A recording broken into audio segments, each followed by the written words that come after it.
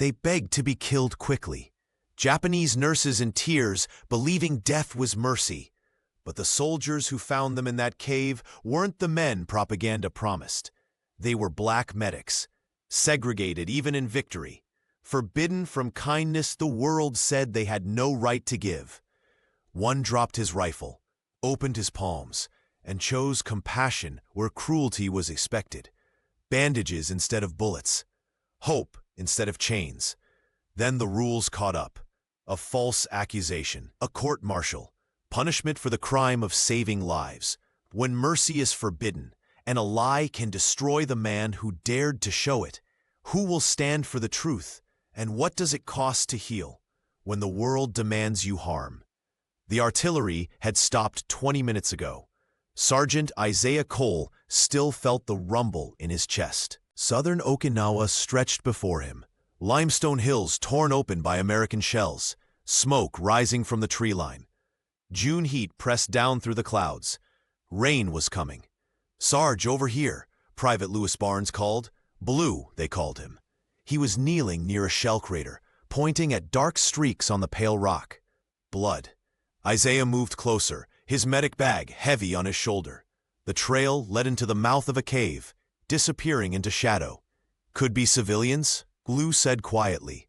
His hand touched the harmonica in his pocket, a habit when he was nervous. Isaiah nodded. Two other medics from their unit waited behind them, rifles ready. They were all black men, part of the segregated medical detachment. They'd learned to be careful. Careful with the enemy. Careful with their own officers too. "Stay close," Isaiah said. They entered the cave. The air turned cool and damp. Lantern light flickered somewhere deep inside. Isaiah's boots scraped on stone. His breath came shallow. Then he heard it. Crying. Not the cry of wounded soldiers. The soft, desperate weeping of women. Isaiah rounded a corner and stopped. 5 Japanese nurses knelt on the cave floor, their white uniforms stained with blood and mud. They faced him, hands raised, not in surrender, but in pleading. Their faces were streaked with tears. "Hayaku koroshite," one of them whispered. Her voice broke. "Please, kill us quickly." Another nurse lifted a scalpel. She pressed it against her own throat. Isaiah's rifle felt like lead in his hands. Behind him, Blue sucked in a sharp breath. The nurses believed they were going to die. Propaganda had told them what American soldiers did to captured women. Torture, rape, things worse than death. Isaiah dropped his carbine. It clattered on the stone floor. He raised both palms. "No," he said softly. "No, ma'am. We're here to help." The nurse with the scalpel didn't move. Her hand trembled. Blood beaded where the blade touched her skin. Isaiah took one slow step forward. His palms stayed open. "I'm a medic," he said. He pointed to the red cross on his armband. "Medic, we help people." The woman who had begged, older than the others, maybe mid-20s, watched him with dark, exhausted eyes. She wore a nurse's cap, though it was torn. She seemed to be their leader. Isaiah crouched down. Slowly, he set his medic bag on the floor and pulled out a roll of gauze, a small bottle of iodine. He held them up so they could see. "Bandages," he said. "Medicine." The leader spoke rapid Japanese to the others. Isaiah didn't understand the words, but he heard the doubt, the terror. Blue stepped up beside him. He knelt too, showing his empty hands. "We ain't gonna hurt you," he said quietly. "I promise." Behind the nurses, deeper in the cave, Isaiah saw stretchers. Wounded people lying in the shadows. Some civilians, some in tattered uniforms. Blood pooled on the stone. The smell of it mixed with smoke and damp earth. A boy on one stretcher moaned, maybe 14 years old. His leg was wrapped in a dirty cloth, soaked red. Isaiah looked at the lead nurse. She was watching him, her body rigid with fear, but her eyes flicked to the boy. She cared about these people. She was trying to protect them. "Let me help him," Isaiah said. He pointed to the boy. "Please." The nurse with the scalpel lowered it slightly. Her breath came in short gasps. The leader gave a sharp command. The scalpel dropped to the floor. Isaiah let out a breath he didn't know he'd been holding. Rain began drumming on the hillside outside. The cave filled with the sound of it, steady and hollow. Isaiah moved to the wounded boy.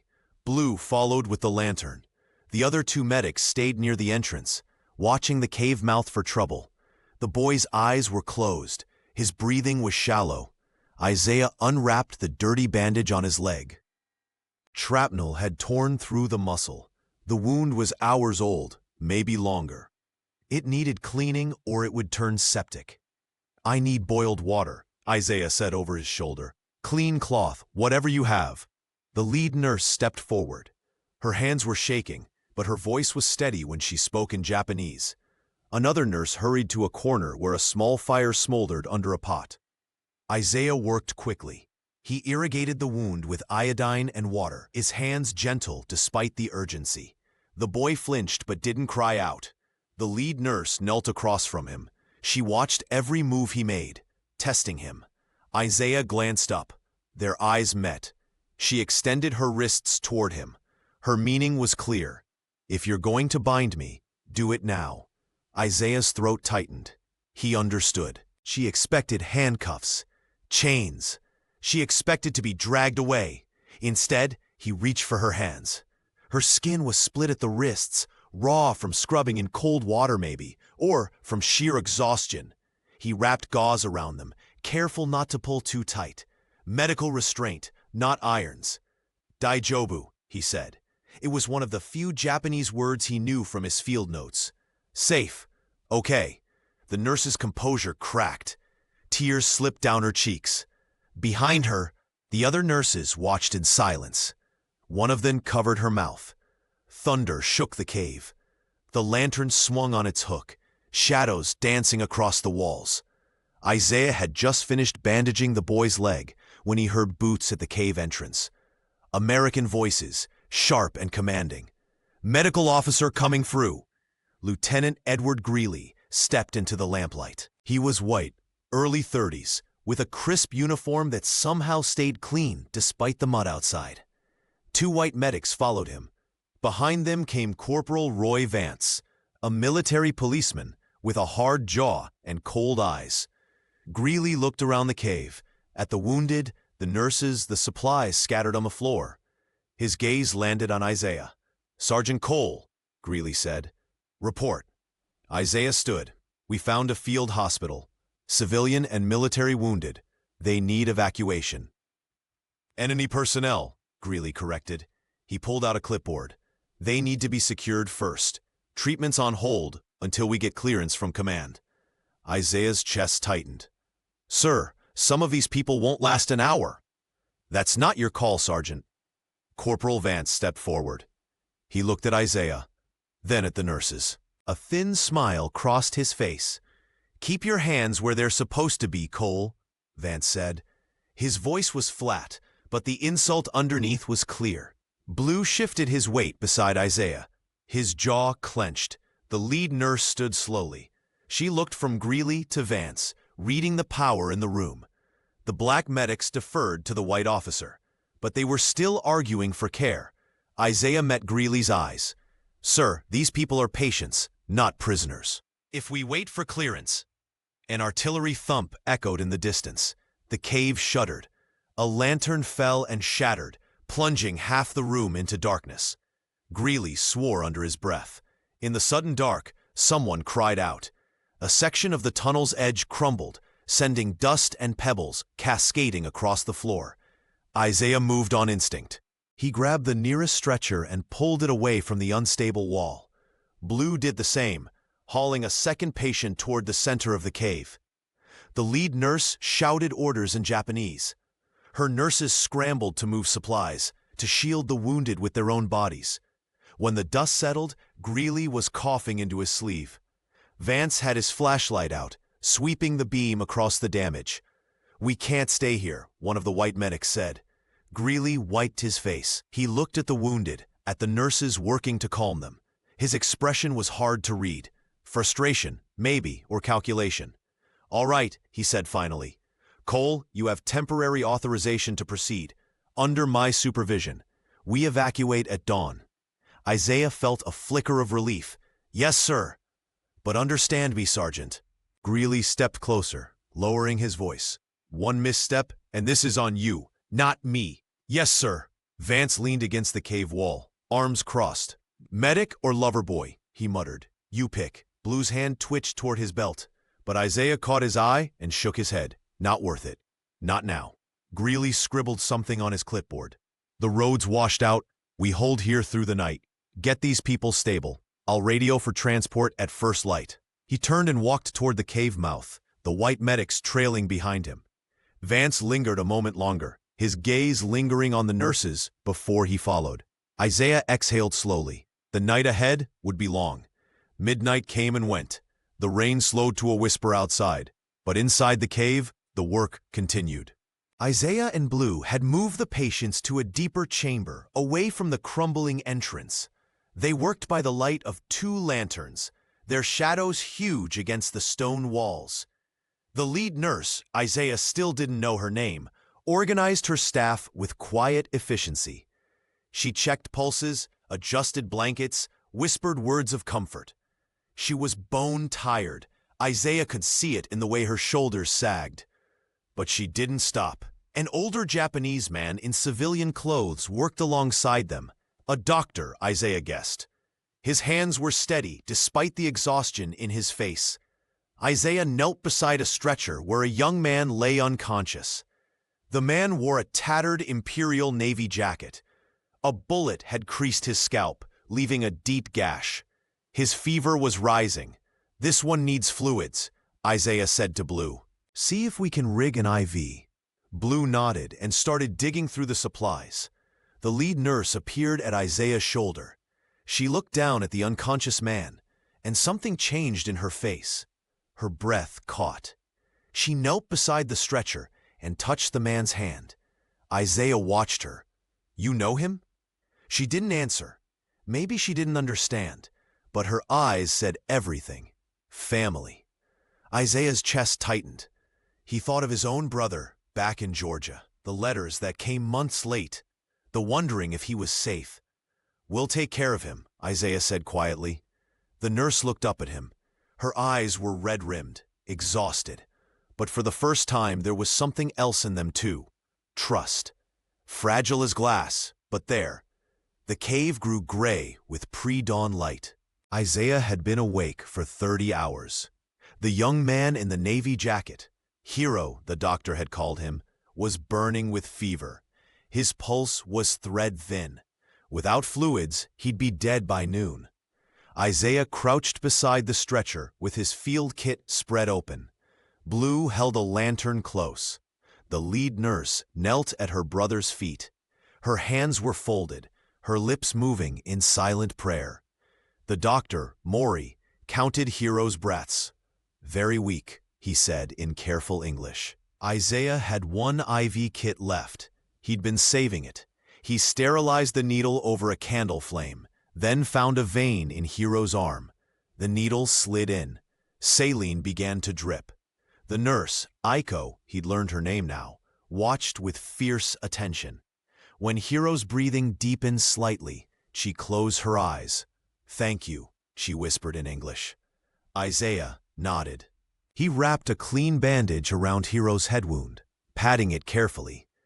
The bullet had carved a groove above his ear, but it hadn't shattered bone. Lucky. If you could call anything about this war lucky. Outside, an engine coughed to life. Voices shouted orders. The evacuation convoy was trying to push through the mud.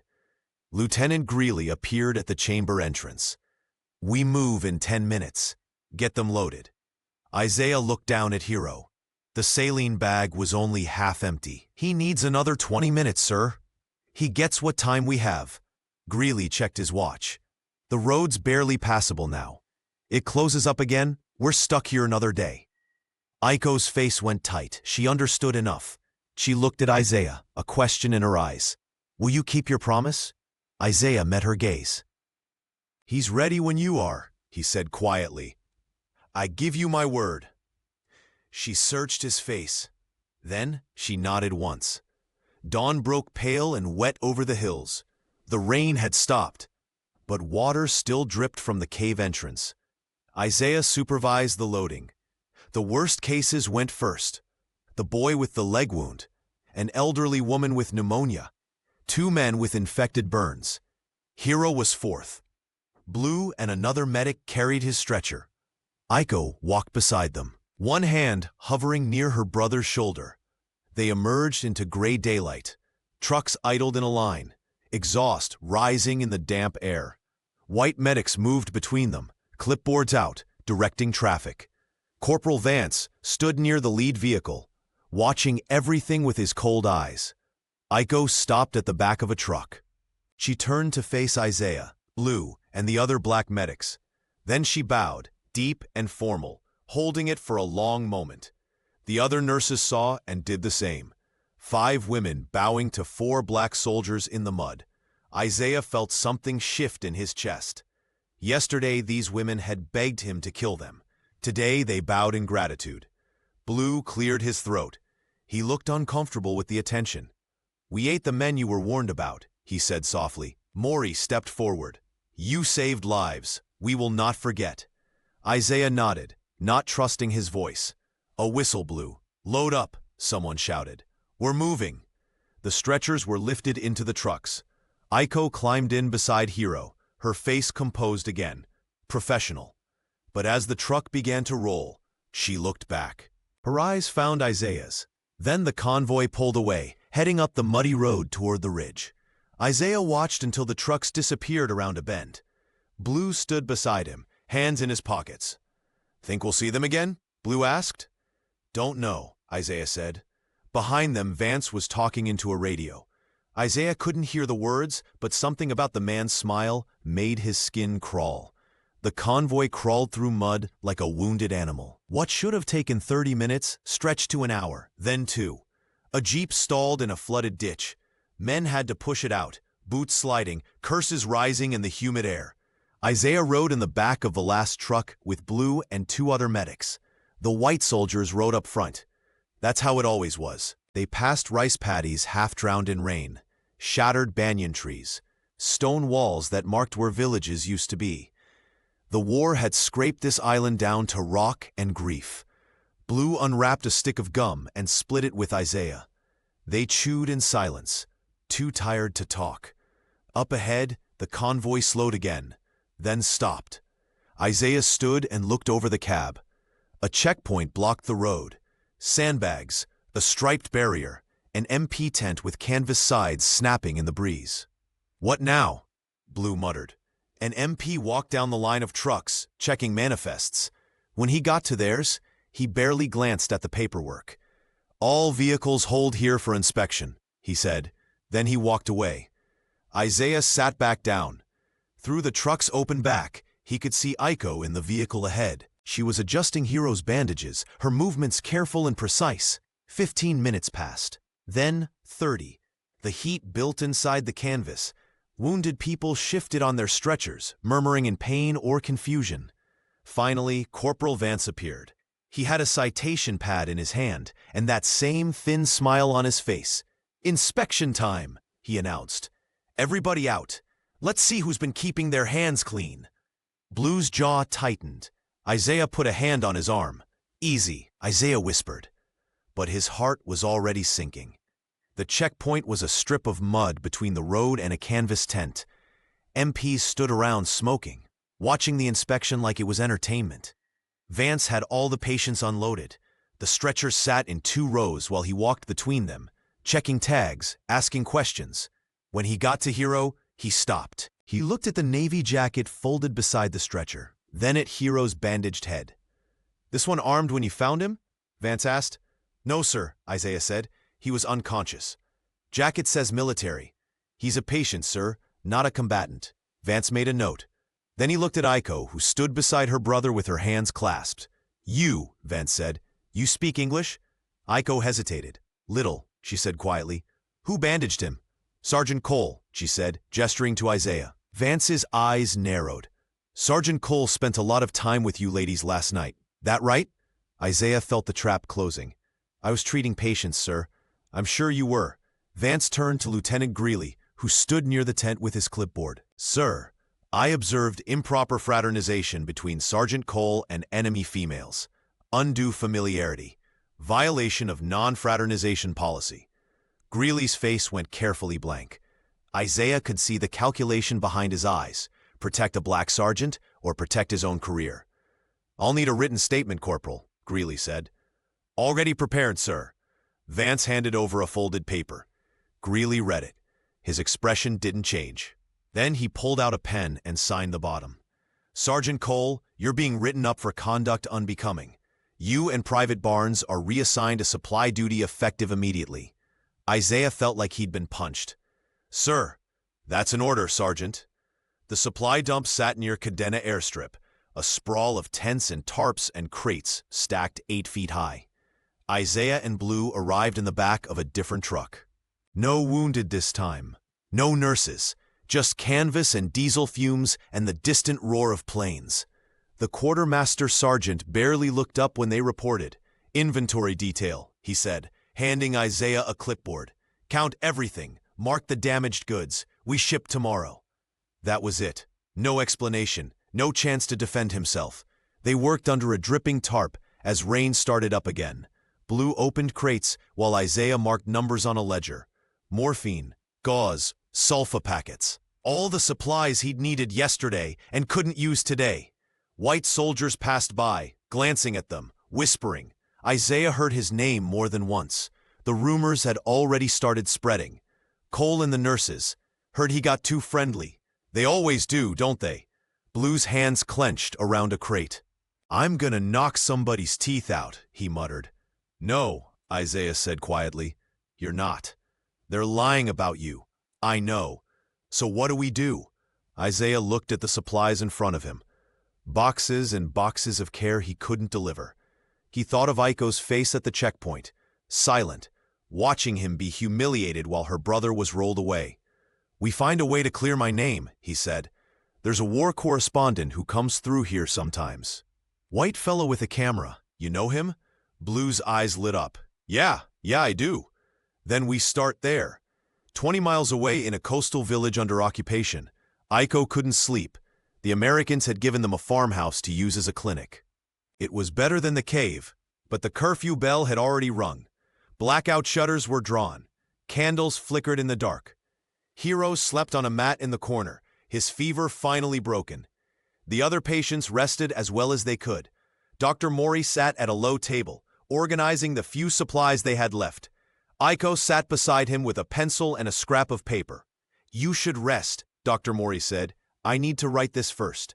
She'd been composing the letter in her head all day. Now she put the words down carefully in English, each one chosen with precision. To Sergeant Isaiah Cole and the men of his unit, you saved our lives when we believed we would die. You treated us with kindness when we expected cruelty. You tied my wrists with hope instead of chains. She listed the patients' names, the treatments given, the hours worked. Everything that Corporal Vance's lies had twisted. When she finished, she folded the paper and wrapped it in oilskin to protect it from the rain. Will they let him read this? She asked Dr. Mori. I don't know, he said honestly. The censors might take it, or the military police. Then we must try anyway. Dr. Mori nodded. At first light. I will find someone to deliver it. A civilian who trades fish near the American camps. He might get through. Aiko looked at the letter in her hands. Such small paper to carry such weight. Outside, an American truck rumbled past. She wondered if Sergeant Cole was in it. If he was safe. If he knew that his kindness had changed everything for her and her nurses. She placed the letter beside her pillow and blew out the candle. Morning light broke thin and gray over the supply dump. Isaiah had slept maybe 3 hours. He was stacking crates near the motor pool when Blue appeared, walking fast. His eyes were bright with purpose. Found him, Blue said quietly. The correspondent. He's by the fuel drums. Isaiah looked across the compound. A young white man in rumpled fatigues stood near a jeep, a speed graphic camera hanging from his neck. He was taking notes on a pad. You talked to him? Isaiah asked. Told him about the cave, the rescue, what happened at the checkpoint. Blue paused. He says he wants to hear your side. Isaiah set down the crate he was holding. His hands were steady, but his heart wasn't. All right, he said. They walked over together. The correspondent looked up, sizing them up with tired eyes. Sergeant Cole, he said. Yes, sir. Name's Mitchell. I write for Stars and Stripes sometimes. The wire services when I can. He glanced at his notes. Your friend here tells me you got jammed up for doing your job. Isaiah chose his words carefully. I treated wounded civilians, sir. That's what medics do. And now you're on inventory duty. Yes, sir. Mitchell looked around the motor pool. White soldiers lounged near a truck, smoking, their uniforms loose and dirty. Isaiah and Blue stood straight, despite their exhaustion, despite everything. Mitchell raised his camera. Mind if I take a picture? Of what, sir? You, working, while they're not. Isaiah hesitated. A photograph could help, or it could make things worse. Go ahead, he said quietly. The shutter clicked. Mitchell lowered the camera and made another note. Across the compound, Corporal Vance was watching. He started walking toward them, his face hard. That's all I need for now, Mitchell said quickly. He nodded to Isaiah. I'll look into it. Vance arrived just as Mitchell walked away. Sergeant Cole, he said, his voice tight with warning. You got work to do. Stop wasting time. Yes, sir. But as Isaiah returned to the crates, he felt something he hadn't felt in days. Hope. Late morning, the perimeter fence rattled in the breeze. Isaiah was inventorying morphine when Blue touched his arm and pointed toward the gate. An older Japanese man stood on the other side of the wire, speaking to an MP in careful English. Beside him stood a nervous Okinawan civilian, holding something wrapped in oilskin. Isaiah's breath caught. Dr. Mori. The MP looked bored. No civilian access without clearance. Please, Dr. Mori said. This is medical documentation. For Sergeant Cole. About the patients we treated. The MP reached for the oilskin package, but Corporal Vance appeared from nowhere, stepping between them. What's this? Vance demanded. A letter, Dr. Mori said calmly. A thank you from the nurse, Aiko Takahashi. She wishes to thank the medics who saved her patients. Vance's jaw tightened. No civilian notes to colored personnel. That's policy. It's not a personal note, Corporal, said a quiet voice. A bilingual interpreter had joined them, an Okinawan man who worked as a translator for the Americans. He looked at the package, then at Vance. This appears to be a medical record, the interpreter said. Patient names and treatment details. It should be routed through proper channels. Vance's eyes narrowed. What proper channels?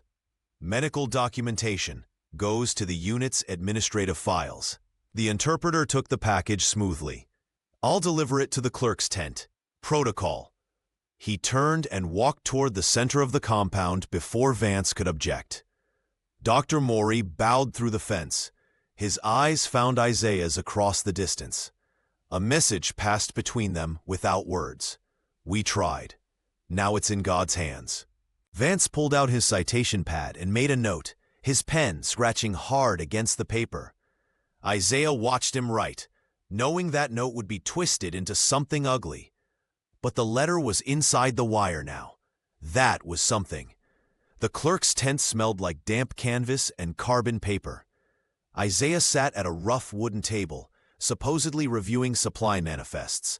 The interpreter slipped in quietly. He set the oilskin package on the table and slid it toward Isaiah under a stack of forms. 10 minutes, the interpreter whispered. Then I take it to the official files. Isaiah's hand shook slightly as he unwrapped the package. Inside was Aiko's letter, the characters carefully formed in English. He read slowly, his chest tightening with each line. You saved our lives when we believed we would die. She had listed every patient, every treatment, times and details that matched exactly what Isaiah remembered. You tied my wrists with hope instead of chains. He folded the letter carefully and looked up at the clerk, a tired white soldier who just wanted his shift to end. I need to see the medical logs from the cave operation, Isaiah said. Lieutenant Greeley's notes. The clerk sighed. What for? I'm being charged with misconduct. I need to verify the timeline. The clerk thought about it, then shrugged. We got copies in the courier pouch. Give me a minute. He rummaged through a file box and pulled out several pages. Greeley's neat handwriting covered them. Patient names, treatment times, supply usage. Isaiah read carefully. Then he read again. There it was. Greeley had logged Isaiah treating patients from 2200 hours to 430 hours, 7 hours straight. Vance's accusation claimed Isaiah had been improperly familiar at 3000 hours, when according to Greeley's own notes, Isaiah was in surgery with Dr. Morey and 2 other witnesses. The timelines didn't match. Isaiah felt something unlock in his chest. Truth. Documented truth. I need to file a request for an Article 15 hearing, he said quietly. The clerk looked at him like he was crazy. You sure about that? Colored sergeant going up against an MP? I'm sure. The clerk slid a form across the table. Your funeral, Sarge. Isaiah filled it out in careful print, signed it and handed it back. The clerk stamped it without another word. Night fell hard over the segregated barracks. Blackout shutters closed. Radios went silent. Isaiah lay on his cot, staring at the ceiling. Around him, other black soldiers settled in. Some reading letters by candlelight, some already asleep, some quietly talking about home. Blue sat on the edge of his cot, cleaning his harmonica with a rag. You think they'll actually give you a hearing? Blue asked softly. Don't know, Isaiah said. But I asked for one. That's all I can do. Footsteps sounded outside. Then the door banged open. Corporal Vance stood in the doorway, flashlight in hand. Surprise inspection. Everybody up. Footlockers open. The men groaned but complied. Isaiah stood and unlocked his footlocker, stepping back so Vance could search. Vance went through everything. Spare uniforms, shaving kit, writing paper, a small Bible his mother had sent him. The Bible was worn, its cover soft from handling. Vance picked it up and flipped through it. Isaiah's heart hammered. Iko's letter was pressed between the pages of Psalms. Vance's fingers moved through the thin pages. Once, twice. He closed the Bible and tossed it back in the footlocker. Everything looks clean, Vance said, disappointment clear in his voice. He moved to the next cot. Isaiah breathed again. The letter had been folded so thin, pressed so flat, that it looked like part of the Bible's binding. Blue caught his eye. His expression said, that was close. 20 minutes later, Vance finished the inspection and left. The lights went out. In the darkness, Isaiah whispered into his pillow. For truth's sake. It was half prayer, half promise. Tomorrow, the hearing would begin. Tomorrow, he would stand up and fight with the only weapons he had, paperwork and witness and the stubborn belief that truth mattered, even in a world built on lies. He closed his eyes and tried to sleep. The command tent stood near the airstrip, its canvas sides flapping in the morning breeze. Inside, 3 officers sat behind a folding table, a captain, a major, and a lieutenant colonel. Maps hung crooked on a board behind them. A clerk sat ready to take notes. Isaiah stood at attention, his uniform pressed, his face calm. Blue sat in the back as silent support. A handful of other soldiers lined the tent's edges, drawn by curiosity or boredom. Lieutenant Greeley sat to the right, his clipboard on his lap. Corporal Vance sat to the left, his citation pad open. The captain, a thin man with gray at his temples, opened the proceedings. This is an Article 15 hearing for Sergeant Isaiah Cole, accused of conduct unbecoming and fraternization with enemy personnel. Sergeant Cole has requested this hearing. We'll hear testimony from the witnesses and make a determination. He looked at Isaiah. Do you understand the charges? Yes, sir. Lieutenant Greeley, you supervised the operation. Tell us what happened. Greeley stood. His voice was smooth, professional.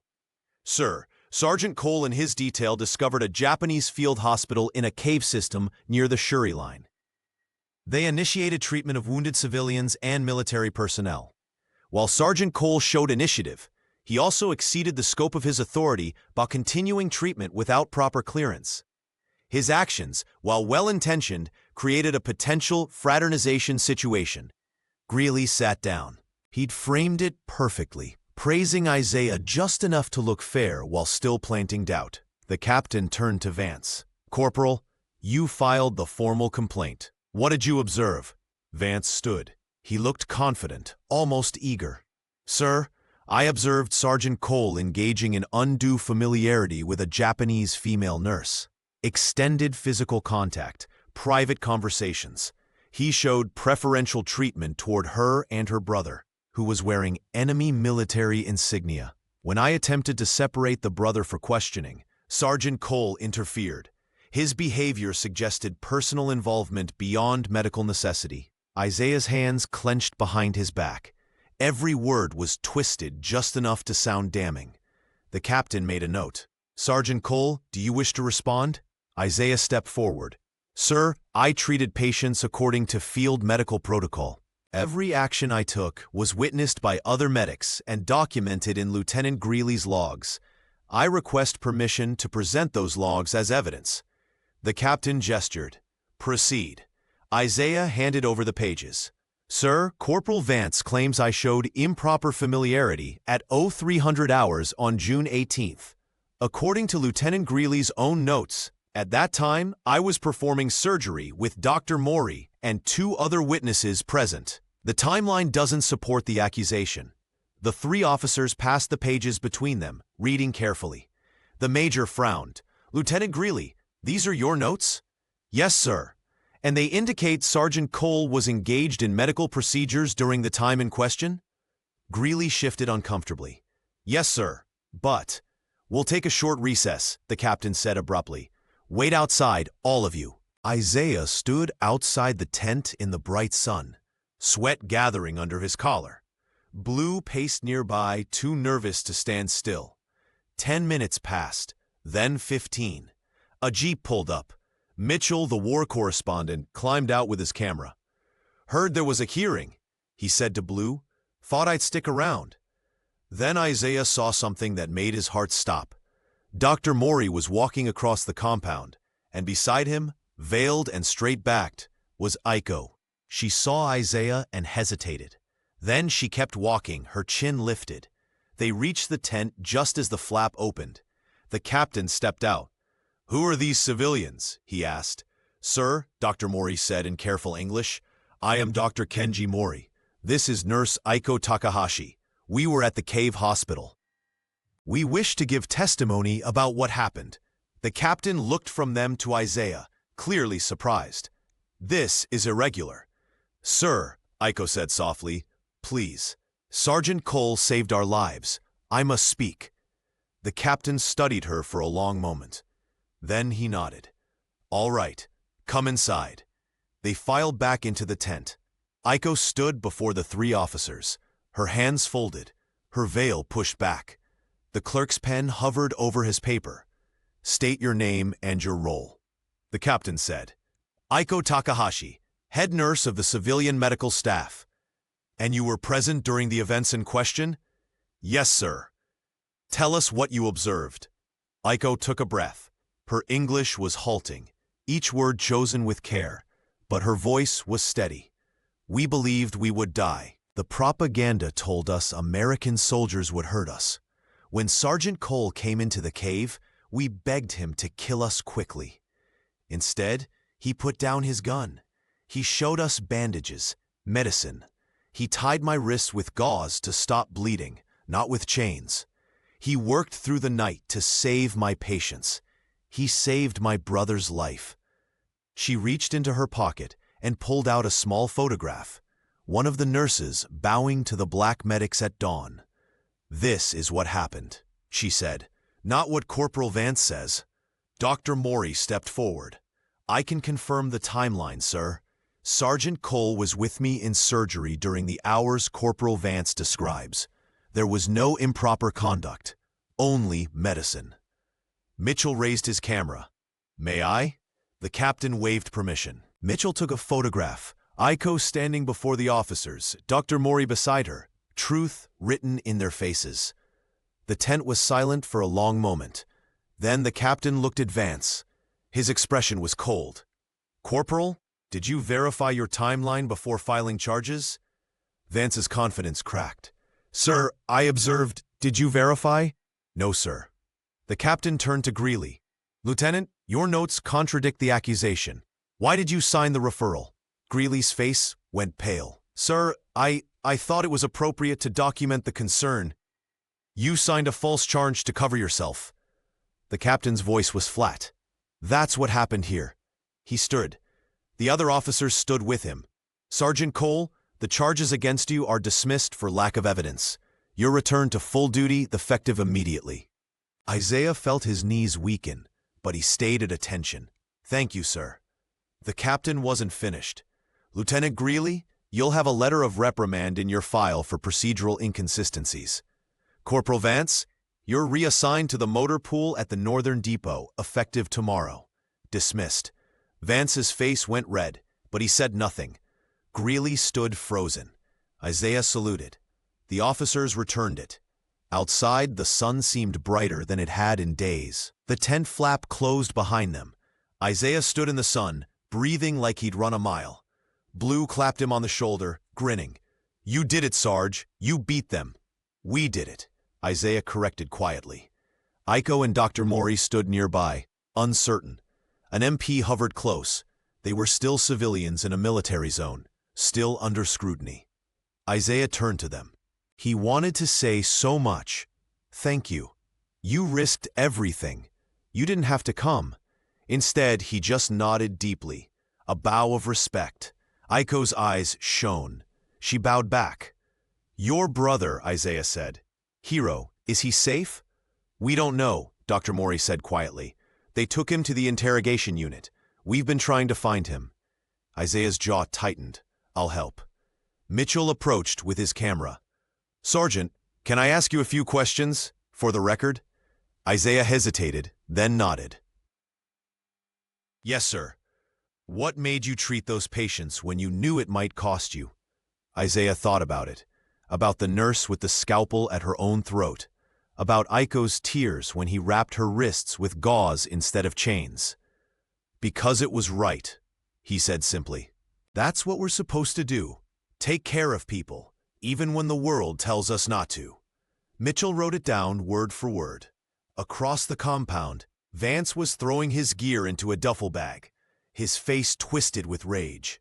Greeley walked past with his head down, carrying the weight of his own cowardice. The captain emerged from the tent. He looked at Isaiah. "Sergeant, we're authorizing a humanitarian exception. Your unit can provide medical support to the civilian population in this district. Limited scope, specific protocols, but it's something." "Thank you, sir," Isaiah said. It wasn't a medal, wasn't recognition, just permission to keep doing what he'd been trying to do all along. But it was enough. The coastal village sat quiet under late afternoon sun. Children in wooden clogs played near a well. Old men mended fishing nets. The war had passed through here like a storm, leaving wreckage, but life was trying to grow back.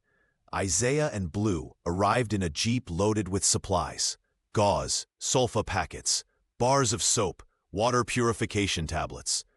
The humanitarian exception came with strict rules: no fraternization, no gift-giving, medical support only. An NP rode with them to ensure compliance. But it was something. The clinic was a converted farmhouse, its sliding doors propped open to let in air.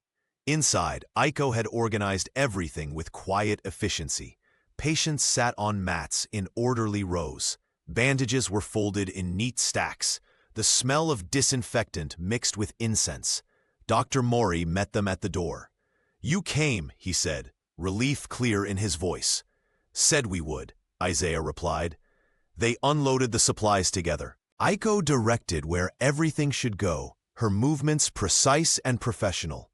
When Isaiah handed her a box of gauze, their fingers didn't touch. They were careful about that. The rules were watching. Blue set up a water purification station outside. Village women gathered, curious but cautious. He showed them how to use the tablets, his voice patient and kind. The MP leaned against the jeep, smoking, watching everything. He looked bored, but alert. The village headman approached, an old man with a deeply lined face. He bowed to Isaiah. "Thank you," he said in halting English, "for my people." Isaiah bowed back. "We're just doing our job, sir." But it felt like more than that. It felt like building something. Trust, maybe. Or just basic human decency in a world that had forgotten what that looked like. As the sun dipped toward the horizon, a gong sounded. Curfew! Aiko walked them to the jeep. Her face was composed, but Isaiah could see the question in her eyes. "Will you come back?" "Tomorrow," Dr. Mori said. "We search for Hero's release papers?" Isaiah nodded. "Tomorrow." The jeep pulled away as blackout shutters began to close across the village. The interrogation compound sat behind barbed wire and guard towers. Signs in English and Japanese warned against unauthorized entry. Isaiah and Blue stood at the gate with Dr. Mori and Aiko. The morning was already hot, the air thick with humidity. A corporal sat at a desk under an awning, shuffling papers with deliberate slowness. "We're looking for a detainee," Dr. Mori said. "Hiro Takahashi. He was brought here 4 days ago." The corporal didn't look up. "Name's not on my list. Please," Aiko said quietly. "He's my brother. He was wounded." Sergeant Cole treated him. The corporal glanced at Isaiah's uniform, taking in his race, his rank, his presence with Japanese civilians. His expression soured. "I said he's not on my list." Blue stepped forward, his voice easy but firm. "Maybe you could check again? We got his bandage notes right here. Medical documentation." The corporal took the papers Blue offered. He read them slowly, lips moving. Then his expression shifted slightly. "Wait here." He disappeared into a tent. 20 minutes crawled past. Flies buzzed in the heat. Aiko's hands twisted together, the only sign of her anxiety. Finally, an orderly appeared, a young private with tired eyes. He looked at the bandage notes and nodded. "Yeah, I know this guy. Takahashi. He's in the recovery tent. We cleared him 2 days ago. Civilian auxiliary, not military. Just waiting on a sponsor signature for release." Aiko's breath caught. "He's alive?" "Yeah, ma'am. Pretty beat up, but he's okay." The orderly led them through the compound to a tent at the far end. Inside, 24 men lay on cots, all in various states of recovery. Hiro sat on the edge of a cot near the back, his head still bandaged, his face thin. When he saw Aiko, his eyes widened. She crossed the tent in 3 steps and knelt beside him. She didn't embrace him, too public, too raw, but her hand found his and held tight. Hiro looked at Isaiah. Recognition flickered, then something deeper. Shame, maybe, for the jacket that had nearly gotten them both killed. Gratitude for the hands that had saved him anyway. "Thank you," Hiro whispered in English. Isaiah nodded. "You're going home." The Shinto shrine sat on a terraced hill above the village. Stone steps led up through tall grass and wild flowers. Paper cranes clung to cracked wooden posts, survivors of the monsoon. Incense smoke curled in the still air. Aiko and Isaiah climbed slowly, Hiro between them. He was weak, but determined, leaning on a walking stick Dr. Mori had carved. Blue followed at a respectful distance, his harmonica quiet in his pocket. At the top, before the shrine's small altar, they stopped. Aiko lit 3 sticks of incense and bowed deeply, praying for the dead, for the living, for the impossible distance between war and peace. Isaiah stood back, giving her space. This was her grief, her gratitude, her homeland. He was just passing through. When she finished, she turned to him. Hiro stood beside her, watching. They couldn't speak openly. The rules forbade it. Any intimacy, any affection would mean punishment. For Isaiah, for Aiko, maybe for the whole village. But some things didn't need words. Aiko reached into her pocket and pulled out a small metal pin, a nurse's insignia, the kind she would have worn before the war. She held it in her palm, offering it. "You did not kill us quickly," she said, her voice steady. You taught us to live slowly." Isaiah took the pin carefully. It was warm from her hand. He closed his fingers around it. "Thank you," he said quietly. Hero bowed to Isaiah. It was formal and deep, the kind of bow that carried weight, respect, forgiveness for the war that had put them on opposite sides. Isaiah bowed back. Blue stood at the edge of the clearing, playing a hymn softly on his harmonica. The notes drifted across the terraces, gentle as prayer. In the distance, an American jeep appeared on the coast road, climbing toward the village. A runner jumped out and jogged up the hill. "Sergeant Cole," the runner called. "Orders came through. Your unit ships out in 48 hours. Redeployment north." Isaiah's chest tightened. He'd known this was coming. Nothing in war lasted. He looked at Aiko. She looked at the horizon, blinking rapidly. 48 hours, Isaiah said. Not enough time, but all the time they had. The segregated barracks buzzed with activity. Men packed duffel bags, wrote last letters home, traded rumors about where they'd be set next. Isaiah folded his uniforms with precise care, each crease exact, each motion automatic. Blue sat on the edge of his cot, wrapping his harmonica in a clean cloth. "You think we'll ever come back here?" he asked. "Don't know," Isaiah said. "War's still going. We go where they send us." Yeah, Blue was quiet for a moment. What we did mattered, though. Saving those people. Standing up to Vance. That mattered. It did. A clerk appeared in the doorway. "Mail call." He tossed a canvas sack onto the table. The men gathered around, calling out names, passing letters down the line. Isaiah got 3. One from his mother in Georgia, one from his brother, one he didn't recognize. He opened the last one first. It was from the chaplain he'd written to weeks ago. The one he'd asked for guidance when everything was falling apart. "Sergeant Cole, your letter was delayed, but I received it. I'm glad to hear the matter was resolved justly. The work you're doing, caring for the wounded, standing for truth, is the Lord's work, even when the world doesn't see it that way. Keep faith." Isaiah folded the letter carefully and tucked it in his Bible. Next to Aiko's thank you note, Blue pulled out a scrap of paper, the war correspondent's contact information. "I'm gonna write Mitchell when we get stateside. Tell him the whole story. Maybe he'll print it." "Maybe," Isaiah said. He pulled the nurse's pin from his pocket and looked at it in the lamplight. Such a small thing. But it held everything: the cave, the tears, the hope that had grown in the dark. He pinned it inside his jacket, close to his heart. Outside, trucks were already being loaded. Dawn would come early. The convoy formed at first light. 6 trucks, 2 jeeps, 40 men heading north to the next assignment, the next battle, the next broken place that needed healing. Isaiah sat on the tailgate of the last truck, his duffel beside him. Blue sat next to him, feet swinging over the road as the engine rumbled to life.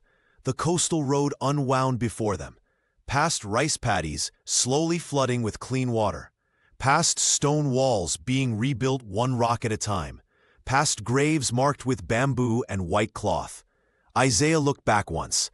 On the ridge above the village, he could see the shrine, and near it, something white fluttered in the morning breeze. Bandages, strips of gauze tied to bamboo poles like peace flags. Aiko's message, wordless, perfect. The radio crackled. A voice cut through static, announcing something about a ceasefire, about negotiations, about the war maybe ending soon. The men in the truck murmured to each other, not quite believing it. Blue pulled out his harmonica, but didn't play. He just held it, thinking about home. About 5 nurses who had begged for death and chosen life instead. The world was still broken. The army was still segregated. The rules still said that kindness across certain lines was a crime. But mercy had won anyway. In a cave, in a checkpoint hearing, in the quiet choice to heal instead of harm. That was something. The truck climbed a hill. The village disappeared behind them. The road stretched ahead, uncertain and long. Isaiah closed his hand around the pin in his jacket and held on. Not to what might have been, not to promises they couldn't keep, just to the truth that in a world built on cruelty, they had chosen something better. And that choice, however small, however brief, would outlast everything else. The convoy rolled on. The war waited. But for this one moment, on this one road, under this one sky, hope rode with them, and it was enough.